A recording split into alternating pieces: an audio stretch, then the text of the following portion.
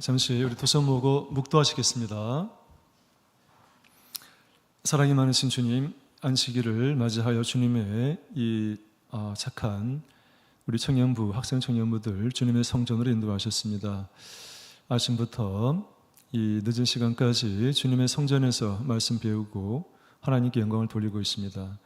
육신적으로는 매우 피곤하고 힘든 시간입니다. 주님께서 그 마음의 중심을 붙잡아 주시고 이 예배 시간도 주님께서 주관하셔서 이 학생 청년부들에게 알려주시고자 하는 하나님 말씀을 전달할 수 있도록 인도하여 주시옵시고, 우리의 부족한 점을 주님께서 널리 보살펴 주시옵시고, 우리로 하여금 주님께 더욱더 충성하고 하나님 말씀을 통해서 은혜 받고 하나님께 영광 돌리시는 시간 될 수 있도록 주님께서 우리 각자의 마음속을 함께 하셔서 붙들어 주시기를 간절히 원합니다.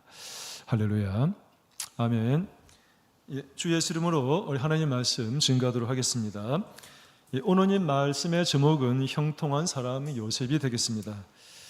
자, 말씀은 창세기 39장에 나와 있는 말씀을 가지고 여러분들과 하나님 말씀을 상고해 보고자 합니다. 자, 요셉에 대한 일화는 우리가 너무나 많이 들었기 때문에 상세하게 설명하는 것이 좀 불필요할 수도 있지 않을까 싶을 정도로 많이 듣지 않았을까 이런 생각이 듭니다. 자, 그렇지만 한번 볼게요. 자, 암송 요절입니다. 우리 다 같이 한번 읽어보겠습니다. 자, 시작. 전옥은 그의 손에 맡긴 것을 무엇이든지 돌아보지 아니하였으니 이는 여호와께서 요셉과 함께 하심이라. 여호와께서 그의 범사에 형통케 하셨더라. 창세기 39장 23절 말씀에 형통케 하셨더라. 그래서 요셉을 우리가 보통 정의 내릴 때 두 가지로 정의 내리잖아요. 첫 번째는 뭐죠? 요셉은 꿈꾸는 사람이다, 이렇게 정의를 내리고, 두 번째는 형통한 사람 요셉이다, 이렇게 정의를 내리죠. 자, 근데 익히 알고 있지만 정말 요셉의 삶이 얼마나 형통했을까 오늘 한번 살펴보도록 하겠습니다. 자, 생각 열기. 자, 형통한 삶, 성공한 삶을 살았던 사람은 누구일까요? 여러분이 롤모델로 생각하고 있는 형통한 삶을 사는 사람은 누구일까요? 형통이란 말이 뭡니까? 막힘이 없이 앞으로 쭉 뻗어나간다는 거죠. 전쟁에 가더라도 막힘이 없는 거예요. 가다 멈추는 것도 아니고 그냥 향하는 그 길이 그냥 모든 게 잘 풀려나가는 것을 형통이라고 하죠. 영어로 보니까 go well이에요. 잘 가는 거예요. 잘 지나가는 게 그냥 형통이라고 되어 있더라고요. 형통한 삶, 쉽게 말하면 성공이라는 말로도 바꿀 수 있을 것 같은데, 자, 여러분이 생각할 때 형통한 삶, 이 성공한 삶은 어떤 것이며 그 대표적인 인물은 누구입니까? 라고 묻는다면 뭐라고 답할 수 있을까요? 물어보지 않겠습니다. 각자 생각해 보도록 하시고, 어차피 물어도 별 답을 안 할 것 같아서 그냥 내가 말하겠습니다. 학교에서 우리 학교에는 성철문이라고 하는 게 있는데, 학생이 뭔가 좀 잘못했을 때는 이 고사성어를 두 번 이렇게 써가지고 한 15개쯤 돼요. 고사성어 옆에 한국어 뜻이는 이걸 두 번 반복해 써야 되는데, 그 밑에 보게 되면 뭐가 있는가 하면 나는 뭐를 잘못했는가, 앞으로 어떻게 할 것인가, 마지막 질문이 저 질문입니다. 내 인생의 롤 모델은 누구인가. 그래, 한 번은 이제 학생들이 써가지고는 글을 읽어본 적이 있는데, 공통적인 게 몇 가지가 있더라고요. 인물이 많지 않아요. 나의 롤모델. 학생들이 경험하는 사람 숫자가 많지 않아서인지 모르겠지만 재미있게도 누구를 뽑았는가 하면은 유재석. 상당히 많은 학생들이 유재석을 롤모델로 꼽더라고요. 그 이유를 보니까 첫 번째 돈을 많이 벌어서, 두 번째 유명한 사람을 많이 만나서, 이렇게 돼 있더라고요. 근데 세상 친구들한테는 그럴 수 있겠다 생각이 들어요. 그죠? 다 맞는 말이니까. 그러나 우리는 하나님 믿는 사람이니까 여러분 개개인의 마음속에 있는 형통한 삶을 살았던 이 성경의 롤 모델은 누구인지 한번 생각해 보시기 바랍니다. 요셉이 되면 좋겠습니다. 자, 근데 봅시다. 잠깐만, 오늘 요셉을 우리가 이제 설명을 좀 들을 텐데, 요셉을 연대교로 한번 제가 표현해 봤어요. 설명하지 않겠습니다. 한마디만 하고 넘어갈 건데 여러분은 표를 보시기 바랍니다. 표는 중요한 자료죠. 요셉이 언제서 사람이냐? 예수님 오시기 전 1916년에 요셉이 태어났어요. 그러니까 보통 BC 1916년에 요셉이 태어난 거죠. 요셉이 총리가 된 게 몇 살이죠? 30살이죠. 그러면 언제입니까? BC 1886년에 요셉이 총리가 된 거고, 요셉이 야곱 아버지를 만난 게 몇 살 때였는가 하면은 10년이 지난, 총리가 되고 10년이 지난 나이 40살 때, 그러니까 BC 1876년에 이제 요셉이 아버지 야곱과 그 형제들을 만나게 되는 거죠. 그로부터 이제 이스라엘 백성들이 애굽에서 인구수가 팽창하게 되죠. 몇 년이 지납니까? 430년이 지나고 어떤 일이 벌어지죠? 출애굽을 하죠. 출애굽 연도가 몇 년이죠? BC 1446년. 수학 계산이 딱 나오죠. 그러니까 자, 그래서 요셉은 아주 옛날 사람이 아니고 BC 1900년경 사람이다. 우리 역사나 중국 역사를 보건대 BC 1900년의 역사는 찾아보기가 어렵죠. 근데 신기하게도 성경에는 창조로부터 예수님까지, 아니 예수님 그 이후 시대까지도 쭉 설명이 나오고 있다고 하는 게 좀 특이하죠. 다시 말해서 이 구약의 이 성경 이야기는 우리 역사와 무관하지 않다는 거예요. 인류사와 무관하지 않다는 겁니다. 여러분이 역사 시간, 세계사 시간 배우는 것도 연관성이 있다는 거예요. 연관을 지어보면 성경 말씀보다 더 가깝게 접근할 수 있을 것 같아서 한번 연대기표를 만들어 보았어요. 넘어가겠습니다. 내가 놀라야 되는구나. 자, 우리 성경 책 가지고 있나요? 없으면 그냥 읽어봐도 될 것 같습니다. 자, 10명의 형들에 의해서 미디안 노예상으로 팔려간 요셉. 요셉은 누구에게 팔려갔나요? 우리 성경 안 읽었습니다. 일부러 시간 관계상 안 읽었고, 워낙 다 아는 내용이기 때문에 누구한테 팔려나갔죠? 다들 마음에 알고 있겠지만 입을 안 뗄 것 같아서 내가 말을 하겠습니다. 미디안 상인이라고 되어 있죠. 성경에는. 자, 보겠습니다. 미디안 상인에게 팔려가서 어디에 가는가 하면 애굽에 있는 보디발이라고 하는 시위대장의 집에 종으로 팔려가게 되는 거죠. 그렇죠? 자, 우리 성경 말씀은 다 같이 읽어보겠습니다. 자, 시작. 요셉이 이끌려 애굽에 내려가매 바로의 신하 시위대장 애굽 사람 보디발이 그를 거리로 데려간 이스마엘 사람의 손에서 그를 사니라. 이스마엘 사람이라고 되어 있지만 창세기 37장에 보게 되면은 이스마엘 사람 혹은 뭐라 되어 있다고요? 미디안 상인들에게 팔려 나갔다고 되어 있어요. 요거는 설명을 약할게요. 똑같은 거예요. 자, 이스마엘 사람 미디안 상인에게 은 20에 이 요셉이 팔려가게 되는 거죠. 그래서 노예상으로 이제 노예상 시장에 요셉이 나왔는데 누가 샀다고요? 이 애굽의 시위대장이라고 하는 것은 말이 어렵죠. 어려운 말은 일부러 풀어주고 있는 한자로 나와 있고 영어로 Captain of the Guard로 되어 있더라고요. 오늘 말로 보면은 청와대에 있는 경호실에 있는 경호실장 정도로 생각하면 될 것 같아요. 경호실장 플러스 알파 힘이 있는 사람일 것 같습니다. 제법 권력 있는 사람 집 팔려간 거죠. 그러니까 자, 팔려갔는데 어떻게 되었을까요? 자, 요셉은 종으로 팔려가서 어떤 생각을 하며 살았을까요? 형들에게 미움을 받아서 이 구덩이에 빠져서 있다가 지나가는 미디안 상인에게 은 20에 팔려나간 처참한 신세가 되어버린 것이죠. 그 전까지만 하더라도 아버지의 사랑을 듬뿍 받고 자랐던 요셉인데 이거를 되돌아본다면 요셉은 굉장히 가슴이 아팠을 것 같습니다. 아마 살고 싶지 않았을 것 같은 굉장한 좌절과 절망감을 느꼈을 것 같아요. 자, 그런데 요셉은 어떤 삶의 방식을 선택했는가 우리가 이걸 알아볼 필요가 있다는 거죠. 창세기 39장 3절 말씀 다 같이 읽어보겠습니다. 자, 시작. 그 주인이 여호와께서 그와 함께 하심을 보며 또 여호와께서 그의 범사에 형통케 하심을 보았더라. 그 주인이 누구겠습니까? 보디발이겠죠. 보디발이 보았어요. 뭐를 봤다고요? 요셉을 보았는데 요셉이 어떤 모습을 봤는가 하면은 하나님께서 그와 함께 요셉과 함께 하심을 보았다. 도대체 무엇을 보았을까요? 이 애굽의 시위대장 보디발은 하나님께서 요셉과 함께하고 있는 것을 보았다라고 되어 있는 거죠. 그리고 하나님께서 그의 요셉의 범사에 형통케 한 것을 보았다. 성경에는 나와 있지 않아요. 하나님께서 어떻게 함께 했는지 그리고 어떻게 요셉을 형통케 했는지 나오지 않지만 성경 말씀은 한 구절 한 구절이 다 중요하잖아요. 근데 분명한 것은 거짓은 아닌 것 같아요. 사실이라는 거죠. 하나님께서 요셉과 함께 하셨고 또 하나님께서 요셉을 형통케 하셨다는 거죠. 그것을 이 애굽의 이 보디발이라고 하는 12대장이 눈으로 보았다는 거예요. 그 본 결과가 뭔가 하면은 요셉에게 엄청난 혜택을 주는 거잖아요. 그게 창세기 39장 4절로 5절에 나와 있는데 이거는 지금 기록을 제가 파워포인트에 안 남았어요. 성경 한번 찾아보겠습니다. 창세기 39장 4절 5절 4절 5절 보겠습니다. 다 같이 읽어보겠습니다. 4절 5절 6절까지 읽어보겠습니다. 자, 시작. 요셉이 그 주인에게 은혜를 입어 섬김에 그가 요셉으로 가정 충무를 삼고 자기 소유를 다 그 손에 위임하니 그가 요셉에게 자기 집과 그 모든 소유물을 주관하게 한 때부터 여호와께서 요셉을 위하여 그 애굽 사람의 집에 복을 내리심으로 여호와의 복이 그의 집과 밭에 있는 모든 소유에 미친지라.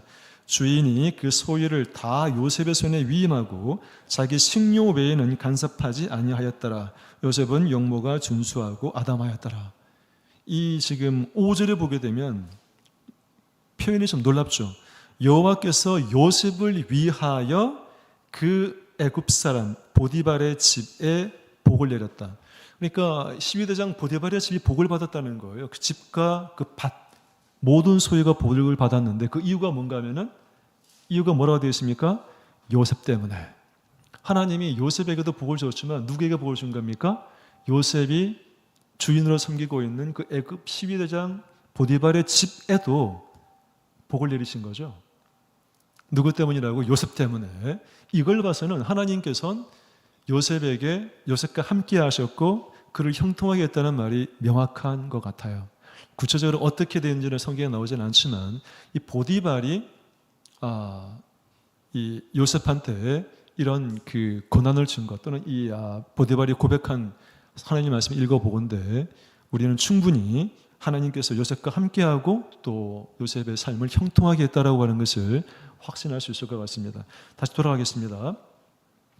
자, 우리 이 말씀을 읽으면 뭐가 떠오르는가 하면은 지난번에 여러분 청년부 설교할 때 내가 아브라함 설명을 했죠.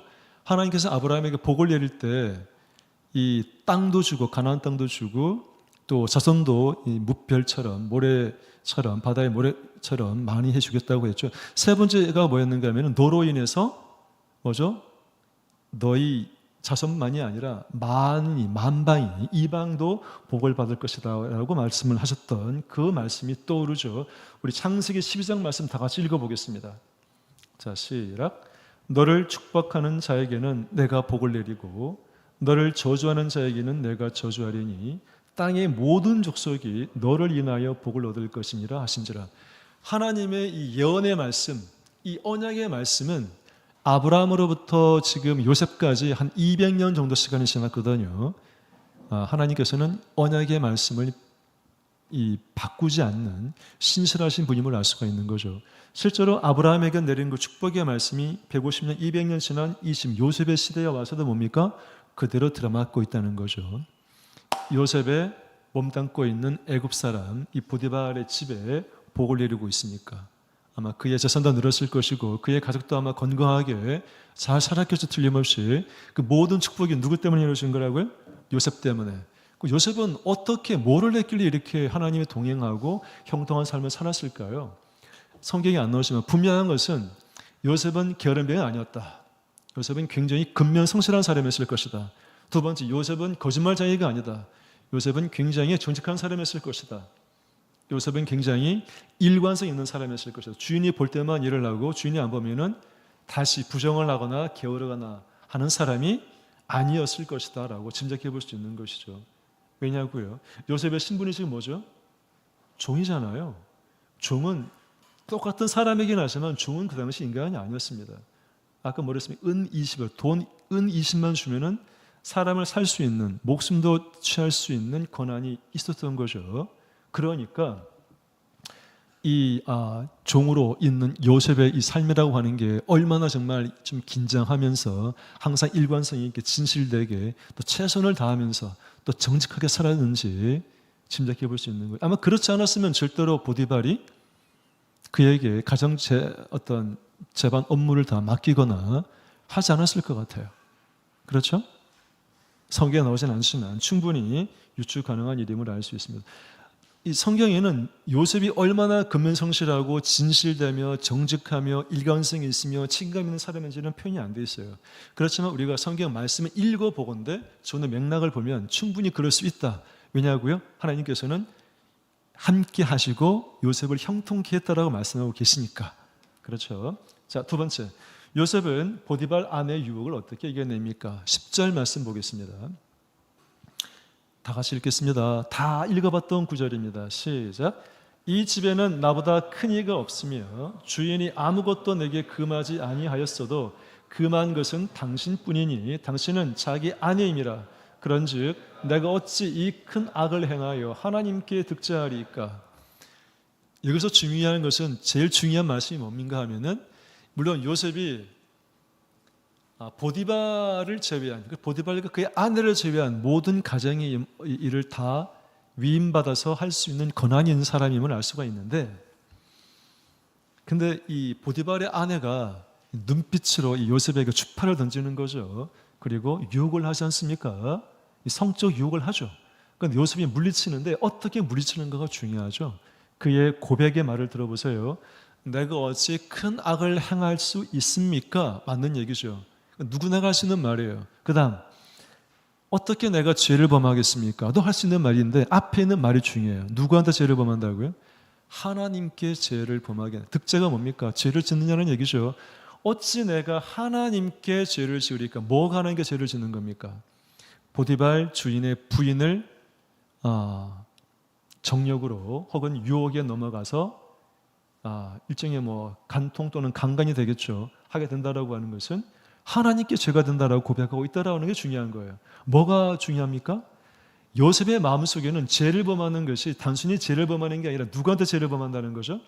하나님께 죄를 범한다라고 고백하고 있다는 게 중요해요. 그 말은 요셉은 삶에 하나님을 늘 의식하고 살았다는 거예요. 내가 선한 일을 하건 혹은 고난 중에 처하건 요셉의 마음속에는 늘 뭐가 있었다? 하나님에 대한 생각이 있어. 내가 선한 일을 하면 하나님께서 나와 함께 하심이고 내가 악한 시험을 받을 경우에는 하나님께서 나와 함께 하셔서 이걸 극복할 수 있게끔 도와주실 거야 라고 하는 하나님에 대한 그 하나님이라고 하는 그것을 마음에서 놓지 않았다. 늘 마음속으로 하나님을 바라보고 있었다라고 하는 것을 우리는 엿볼 수 있을 것 같아요.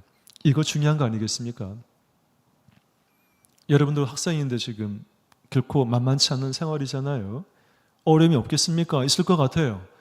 밤 2시, 3시 잠잘 경우도 있을 것 같고 아침 일찍 일어나가지고 학교 가야 되는 경우도 있을 것이고 내가 뭔가 하고 싶어하는 것도 못할 수도 있는데 그 많은 어려움들 어떻게 이겨내야 되겠습니까? 요셉을 바라보시기 바랍니다. 누구를 생각하라고요? 하나님을 생각하시라는 겁니다.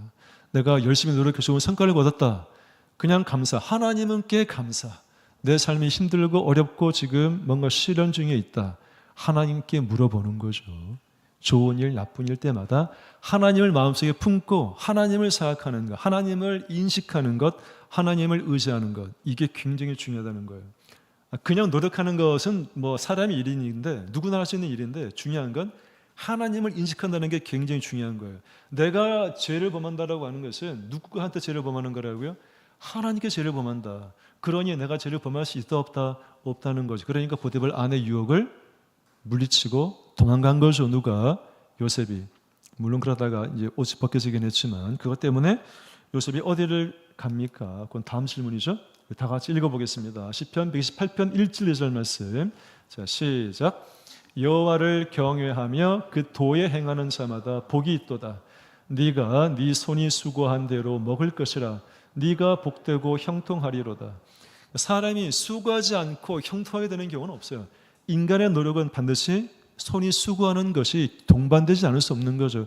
공부하지 않고 좋은 대학 가겠다. 공부하지 않고 내가 어떤 좋은 직업, 좋은 대학 가겠다. 이거 상상할 수 없는 거죠. 인간의 노력은 반드시 따라야 되는 거예요. 그런데 그 노력 이면에 그 위에 뭐가 있어야 되는가 하면은 여호와를 경외하는 것. 그 도를 행할 하나님 말씀을 듣고 행하는 것. 두 가지가 따라야 된다는 거죠. 뭐라고요? 여호와를 경외하는 것. 요셉처럼 어떤 일을 할 때, 어떤 거를 느낄 때마다 하나님을 인식하고 하나님을 생각하는 것이 형통한 삶의 지름길이다 라고 하는 것을 우리는 짐작해 볼 수 있을 것 같아요. 여러분 그렇게 하고 있습니까? 그렇게 하고 있나요? 하나님을 늘 인식하고 있습니까? 하나님을 인식하고 있나요? 이렇게 하면 하나님이 좋아하실 거야. 이렇게 하나님이 싫어하실 거야. 그랬으면 좋겠습니다. 요셉과 같이 형통한 삶이 되기 위한 방법일 테니까. 세 번째, 이제 강간 미수범으로 누명을 쓴 요셉은 어디로 갇히게 됩니까? 다 알고 있는 말이죠. 어디 갑니까? 자, 다 같이 읽어보겠습니다. 시작. 이에 요셉의 주인이 그를 잡아 옥에 넣으니 그 옥은 왕의 제수를 가두는 곳이었더라. 요셉이 옥에 갇혔으나. 자, 이제 보디발이 이 요셉을 죽이지 않고 어디로 보낸 거죠? 왕의 제수를 가두는 감옥에 지금 가둔 거죠. 그렇죠? 근데 진짜로 요셉이 보디발의 아내를 범했다라고 한다면 요셉이 감옥에 갈 일이 아니죠? 그렇지 않겠습니까? 그냥 멀쩡한 노예도 은 20이면은 사고 팔 수 있고 생명을 취할 수 있는 그런 막강한 권력이 있는 시대인데 이 요셉이 정말 그 자기 아내 보디발의 아내를 범했다라고 한다면 그냥 목숨이 날아가도 아마 몇 번은 날아갔을 일인 것 같아요. 근데 이 보디발이 요셉을 죽이지 않고 어디로 보냈다고요? 마침 이 왕의 제수를 관리하는 감옥. 그러니까 제법 좀 감옥치고도 좀 괜찮은 감옥이었겠죠. 왕의 이제 그 관리들, 왕의 어떤 신하들을 가두는 감옥이었기 때문에. 그래서 아마 보디발은 요셉의 이 무죄를 믿었을 것 같아요. 성경에 나오지 않지만 정황상 보건대 그런 생각이 듭니다. 그리고는 또 그렇다고 아내의 말을 전혀 무시하고 할 수 없으니까 감옥에 보내긴 보내는데 제법 그래도 좀 괜찮았던 왕의 죄수들을 가두는 곳에다가 가두었다라고 볼 수 있는 거죠. 자, 요셉의 입장을 한번 생각해 봅시다. 형들에게 은 20에 팔려가지고 애굽으로 종으로 왔어요. 요셉이 몇 살 때 종으로 팔려갔죠?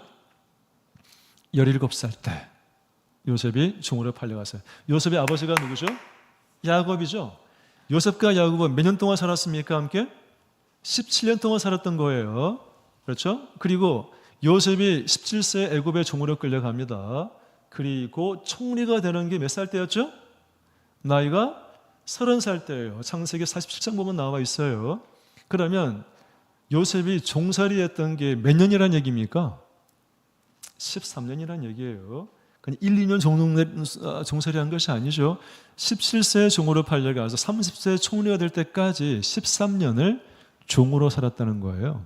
근데 종살이가 만만찮잖아요. 생명이 어느 순간 오락가락할 수 있는 그런 처지인데, 근데 지금 이 요셉 인생 억울하죠?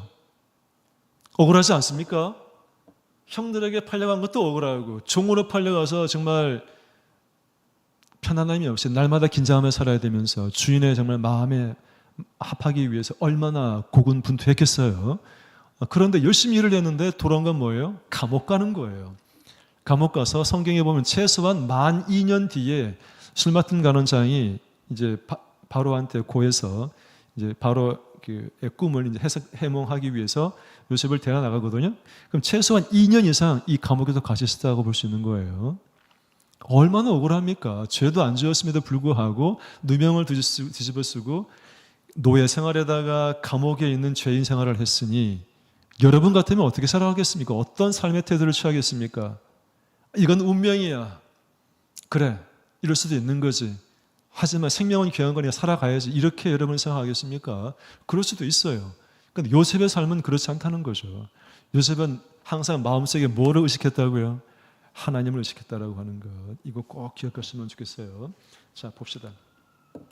창세기 39장 22절 말씀 다 같이 읽어보겠습니다. 자, 시작. 여호와께서 요셉과 함께 하시고 그에게 인자를 더하사 전옥에게 은혜를 받게 하시매 전옥이 옥중 제수를 다 요셉의 손에 맡김으로 그 재반 사물을 요셉이 처리하고. 감옥에서 뭐를 했다는 겁니까? 얼마나 하나님께서 요셉과 함께 하시고 그에게 형통케 하셨는가 하면은 인자를 더했다로 되어 있고, 전옥이 뭡니까? 오늘날 말하면은 교도관장인 거예요. 감옥을 제수들을 관리하는 그 교도관들 중에 최고의 어떤 직위에 있는 사람, 교도 관장이라 볼 수 있는 거죠. 그 전옥에게 은혜를 받아 총이나 사랑을 받은 거죠. 그래서 그 전옥이 옥중에 모든 죄수의 일을 다 맡기고 재반 사무를 처리했다. 이거 중요한 거예요. 사무가 뭡니까? 일을 했다는 거죠. 감옥 안에 있는 여러 가지 일들, 뭐 죄인들 관리하는 것, 아니면 뭐 계산하는 것, 뭐 여러 가지들이 있겠죠. 근데 왜 성경에는 재반 사무를 요셉이 처리했다는 말을 기록했을까요? 아시겠지만 훗날 요셉이 총리가 되어서 애굽 사람들을 관리할 수 있는 그런 길을 지금 닦고 계시는 걸 볼 수 있는 거예요. 그렇죠? 자, 요셉의 삶은 형통했는가? 요셉은 형통한 사람인가? 돌아보세요. 지금까지 말한 거니까 또 읽으면 반복되니까 읽지 않을 여러분 눈으로 보시기 바랍니다. 요셉은 왜 형통한 사람이라고 성경은 기록하고 있을까요? 형통한 구석에 대한 보입니까? 억울한 사람 아니었습니까? 마지막에 총리가 되었으니까 형통한 삶이었다라고 말할 수 있을까요? 성경은 마지막에 요셉이 총리되기 때문에 형통한 삶이라고 기록했을까요? 아까 물론 우리 답은 나왔어요. 그게 아니죠. 요셉의 형통한 삶은 하나님께서 함께 하셨기 때문에 형통한 삶이 되었다라고 하는 것을 꼭 기억할 필요가 있어요. 우리는 너무 결과론에 추정하면 요셉이 총리가 되었대. 형통한 삶이었나 봐. 젊을 때 고생은 서서도 한데 그런 개념이 아니고 하나님께서 함께한 요셉이었기 때문에 그리고 요셉도 늘 마음속에 하나님을 인식하고 하나님을 의지하고 살았기 때문에 결국 나중에 총리가 된 것이라고 볼 수 있는 거예요. 여러분의 삶에도 꼭 적용할 수 있길 바랍니다. 자, 다음. 창세기 40장에 보게 되면 요셉이 자기를 고백하는 말이 나와요. 내가 읽겠습니다. 나는 히브리 땅에서 끌려온 자. 누구한테 말인가 하면은 왕의 죄인을 가두는 감옥에 있던 술 맡은 간원장이 풀려날 때 요셉이 나를 기억해서 꺼내달라고 말을 할 때 술 맡은 간원장에게 하는 고백이 이거예요. 나는 사실 히브리 땅에서 이 노예로 끌려온 사람인데 여기에서도 옥에 갇힐 만한 일은 한 적이 없다라고 고백하고 있는 거죠. 누가? 요셉이. 이 말은 요약하면 뭐가 됩니까? 저 억울하다는 거죠. 요셉은 스스로의 삶에 평가를 했어요. 13년 동안의 노예 생활과 이 감옥 생활. 어떻게 평가했다고요? 억울하다는 거죠. 사실 억울한 거 맞지 않습니까? 억울해요. 이 정도면 억울한 사람 아니겠습니까? 요셉이 형한테 뭐 큰 잘못 범했습니까? 뭐 곡식단이 나에게 절을 하고 11곡식단이 나에게 절을 하고 해와 달과 별 11별이 나에게 절을 한다. 이런 것 때문에 형들한테 미움받긴 했지만 그렇다고 구덩이에까지 빠져야 될 일이었습니까? 그죠? 그리고 온갖 성실하게 노력을 했음에도 불구하고 보디발의 집에서 기껏 받은 대가는 뭐였다고요? 감옥 가는 것. 삶 전체가 13년 동안 억울한 삶이었죠. 여러분 같으면 어떻게 판단하고 어떻게 살아갔을까요? 자, 그래서 하나님께서 요셉과 함께했기 때문에 형통한 자가 되었다라고 하는 것입니다. 자, 마지막. 그렇다면 여러분들도 요셉과 같이 형통한 사람이 되어야 되겠죠. 마지막, 어떻게 하면 여러분들도 요셉과 같이 형통한 사람이 되겠습니까? 이게 가장 궁금한 거 아닙니까? BC 1900년경에 요셉과 같은 사람, 나는 어떻게 하면 될 수 있을까? 어떻게 하면 요셉과 같이 형통한 사람이 될 수 있을까? 우리의 삶에 적용하기 위해서 가장 중요한 질문이 되겠죠. 성경 말씀에 근거해서 보겠습니다. 첫 번째, 지금 말했던 하나님께서 함께해 주셔야만 형통한 삶이 될 수 있다. 이건 하나님이 하시는 거예요. 하나님이 여러분들과 함께해 주셔야 돼요. 하나님 여러분들과 함께하고 계십니까? 여러분들과 함께하고 계시지요. 어떻게 알 수 있습니까? 여러분 성령을 받았으니까. 성령은 하나님이 천지에 충만하신 하나님께서 여러분 마음속에 지금 내주에 계시는 거잖아요. 하나님이 동행하시는 거죠. 그럼 문제는 내가 문제예요.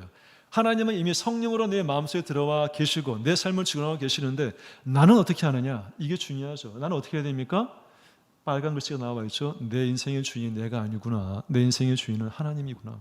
나에게 성령을 주신 분은 하나님이구나. 하나님께서 내 인생을 헤쳐나가라고 하나님의 영이 성령을 주셨구나. 따라서 나는 하나님의 마음에 합하도록 하나님을 인식하며 하나님을 의식하며 살아야지라고 하는 삶의 태도가 필요하다는 거예요. 하나님 말씀도 맞고 우리의 태도도 맞는 거예요. 그러니까 두 번째, 뭐 당연하겠지만 하나님 말씀대로 이루어지는 삶이 형통한 삶이에요. 이건 하나님이 하시는 거예요. 하나님 뜻대로 이루어지는 삶은 하나님이 주정하시는 거죠. 우리는 그걸 구해야 된다는 거죠. 하나님, 저의 인생을 하나님께서 하나님의 뜻대로 이루어 주도록 해주세요. 이거죠. 그러면은 우리는 어떻게 해야 됩니까? 우리는 어떻게 해야 됩니까? 그 하나님의 뜻, 하나님의 역사를 나를 통해 이루어지는 도구가 될 수 있게끔 써주세요라고 하나님께 고백하셔야 되겠죠. 자, 우리 시편 105장 말씀 다 같이 읽어보겠습니다. 자, 다 같이 읽을게요. 자, 시작. 한 사람을 앞서 보내셨으며 요셉이 종으로 팔렸도다. 그 발이 착고에 상하며 그 몸이 쇠사슬에 매였으니 곧 여호와의 말씀이 응할 때까지라. 그 말씀이 저를 단련하였도다.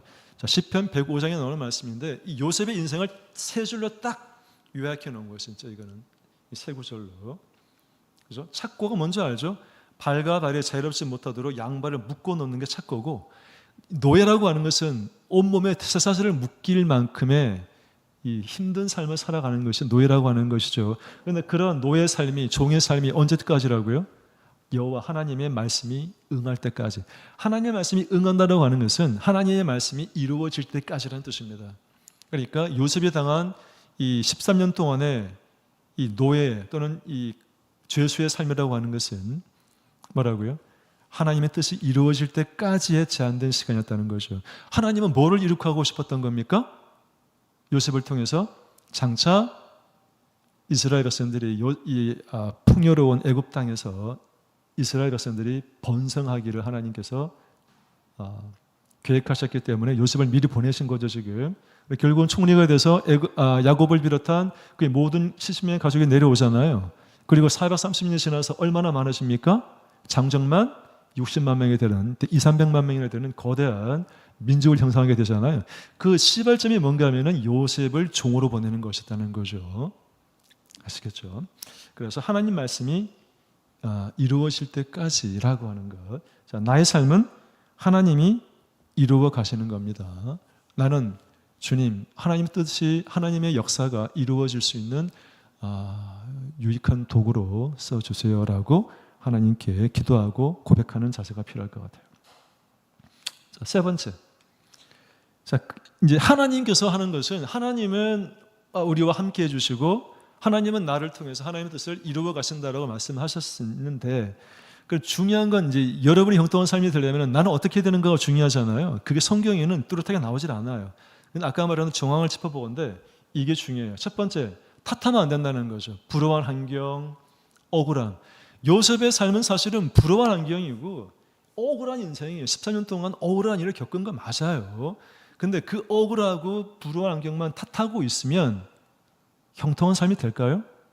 지금 학생인 중학생, 고등학생, 대학생 취업도 해야 되고 대학도 가야 되고 좋은 고등학교도 가야 되는데 인생이 힘들다고 좌절하고 낭망하고 모든 인생이 내 뜻대로 되는 것이 없어라고 자괴감에 빠진다고 한다면 내 삶이 어떻게 될까요? 아니, 요셉이 만약에 그런 생각을 가졌다면 성경에 나오는 인물이 되었을까요? 우리와 일상적으로 우리 쉽게 생각할 수 있는 대로 삶의 어떤 불안한 환경을 우리가 거기에 절망하고 거기에 원망하고 거기에 불평불만하고 그걸로 괴로워하고 거기에 좌절했다면 요셉은 그냥 역사에 그냥 남지도 않는 그냥 보통 사람처럼 그냥 흘러가는 사람이 되었겠죠. 근데 그래서는 안 된다는 거죠. 이 불우한 환경과 이 어려운 삶도 하나님께서 이룩하시는 하나님의 역사 가운데 하나님을 꼭 기억하고 하나님께서 나와 함께 하신다라는 인식을 꼭 가지는 것이 필요하다는 거죠. 그래서 나만 바라보면 안 된다는 거예요. 어려운 환경이 있을 때는 나만 바라보면 안 돼요. 지금 막 공부도 하고 일도 해야 되고 취업도 해야 되는데 계속 나만 바라보면 답이 없어요. 왜? 불안한 환경이니까, 어려운 환경이고 힘든 상황이니까. 그죠? 누구를 바라봐야 된다고요?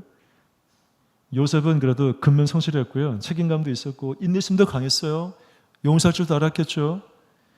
보디발의 아내 때문에 얼마나 괴로웠겠어요. 내가 이 감옥에서 빠져나가게만 해봐라. 내가 저 보디발 아내 그를 가만두는가. 인간의 어떤 순간적인 생각을 한다면 충분히 가능한 얘기잖아요. 근데 보디발 그랬을까요? 그랬으면 성경에 나오는 위대한 인물로 기록 안 됐겠죠. 용서했겠죠. 대신에 뭐를 바라보겠습니까? 하나님을 바라보고 하나님의 뜻을 바라보았겠죠. 하나님이 왜 나를 감옥에 보내셨을까? 왜 이 억울한 이 상황에 나를 차게 만들었을까라고 하나님께 물어봤을 것 같아요. 하나님의 뜻이 무엇인지 생각해 봤을 것 같아요. 우리도 그래야 된다는 것입니다. 자, 마지막. 자, 그래서 우리는 우리 삶을 통해서 하나님을 바라볼 수 있는 사람이 되어야 되겠습니다. 자, 히브리서 12장 2절 말씀 다 같이 읽고 마치도록 하겠습니다. 자, 시작. 믿음의 주여 또 온전케 하시는 이인 예수를 바라보자. 저는 그 앞에 있는 즐거움을 위하여 십자가를 참으사 부끄러움을 개의치 아니하시더니 하나님 보좌 우편에 앉으셨느니라. 주 예수를 바라봐야죠. 그래서 요셉은 예수님을 상징하는 인물이 되는 것입니다. 요셉이 하나님 바라보면서 이 불안 환경을 극복해냈듯이 사실은 이 가장 큰 고통, 가장 억울한 일 당한 사람 누굽니까? 예수님이잖아요. 하나님께서, 전능한 하나님께서 우리와 같은 육체를 가지고 낮은 이 땅에 오셔가지고 즐겁고 기쁘게 살다가 돌아가신 것이 아니라 인간의 모든 죄를 짊어지시고 십자가 고난을 받으시고 그 이전에는 멸시와 천대 그죠? 가시면련도 쓰시고 침뱉음도 당하시고 그 모든 고난, 가장 극악한 고난을 당하신 분이 누구라고요? 예수님이에요. 여러분 삶이 힘들다고요? 예수님보다 힘들진 않다는 거죠. 어렵죠, 물론 삶이. 공고하죠? 그렇지만 예수님만큼의 우리가 그 곤고함과 고난 방황하던 것은 아니라는 거예요. 오늘날 우리는 누구를 바라봐야 됩니까? 그 고난과 불안경을 다 겪어내신 예수를 바라보면서 삶의 답을 찾는 사람이 되어야 되겠다. 누구처럼? 요셉과 같이. 아시겠죠? 자, 오늘 말씀 여기까지입니다. 자, 우리